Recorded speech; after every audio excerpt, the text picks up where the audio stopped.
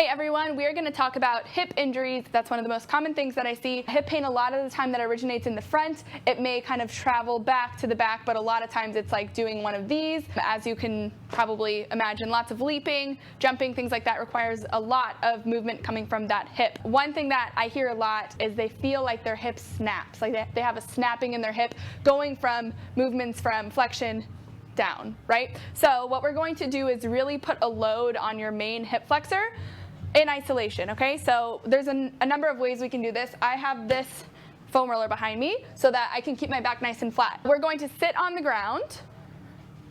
I just have this little guy that we're going to go over. I want you to really think about pulling up through your core, string pulling you up from the ceiling. We can place our hands here, and all we're going to do, pointed toe of course, I want you to take this leg, we're going to really use that hip flexor to lift it up and over whatever you have to lift over. The main thing here is we really want to control it. So anybody can like plop it over, right? What we want to focus on is really controlling that leg up and over, okay? So it should look something like this. Chest is nice and tall. You're going up and over, just like that.